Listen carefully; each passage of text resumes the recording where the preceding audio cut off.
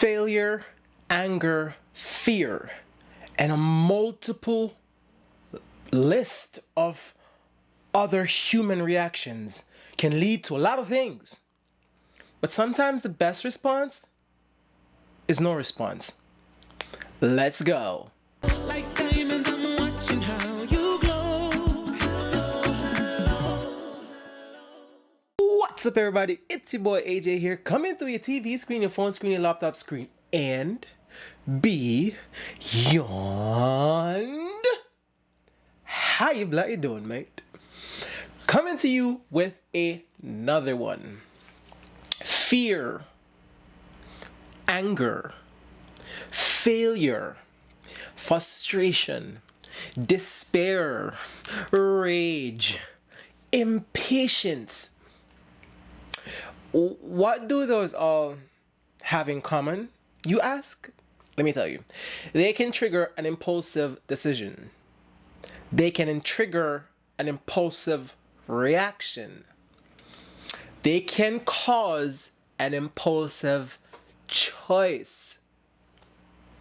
I'm the voice on your shoulder right now telling you that sometimes the best response is no response.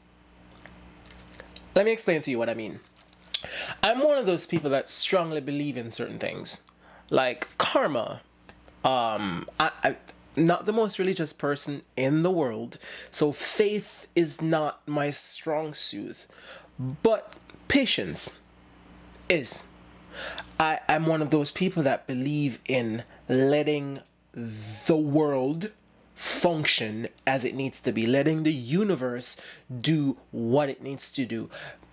Because as much as you try to control your life, life will teach you very quickly and easily that you have no control over your life.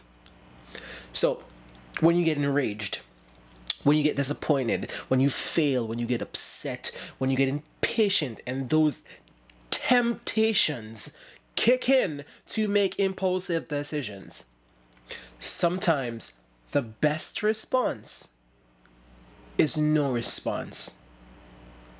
Let your process do its thing. Let the world and the universe run its natural human course. For me to tell you stop trying to control your life is a little bit naive and arrogant, because I do that a lot. So it would have been hypocritical for me to say stop trying to control your life. But what I would tell you is this: when you make decisions pertaining to governing your own life, there's something on the back end of that you need to understand. That the end result is something you have no control over. Every action has a reaction. So even when you decide that the best reaction is actually no action, that might not even in itself result in something that you would want it to be. But that being said, that being understood, if you compare that to the list of other choices you have, sometimes no action is really actually the best action. So rather than being impulsive and making decisions that 99% of the time you are going to regret, rather than making choices that lead you to then put yourself in a deeper hole than you are already in, rather than making choices that aren't going to sustain any type of growth within you or your life, sometimes the best action is no reaction. I hope you're counting how many times I'm saying this. Here's another thing. So you made a decision to go after something you want. There are obstacles in the way. There are people in the way. There are obstructions in the way. People trying to tear you down. Your own people within your own circle would not like to see you grow. That is okay. That's where karma comes in. When you make a decision that turns out to be a bad one, something that you never thought would actually happen, that's the part where you don't react impulsively and you let your process guide you. Trust your process. Whatever it is you're doing in your life, if even it could have been the smallest thing, it could have been the least bit important on the list of important things you have to do. Let your process do its thing. Trust it. Because if you don't trust your process, you're not going to trust yourself. And if you don't trust yourself, you're not going to trust your decisions. And if you don't trust your decisions, fear, anger, failure, impatience. See where I'm going with it? No? We're checking in with each other. If I'm being brutally honest, when you think of the decisions you make after you make them, that seems a little bit backwards to do actually. But hear me out. When you make the decisions you make, then think about the decisions you've made after you've made them. Then you're going to see the importance of not being impulsive. So when you make the decision, you see the reaction, you feel the consequence, then you sit down and think about it. How you got there, why you got there, how you could have easily avoided that. You start to realize that no reaction is sometimes the best reaction. Again, you're not going to always get things the way you want all the time, even if you don't choose a action.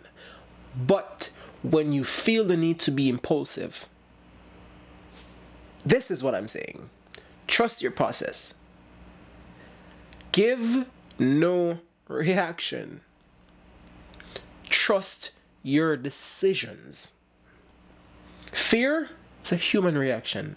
Anger, it's a human reaction. Impatience, it's a human reaction.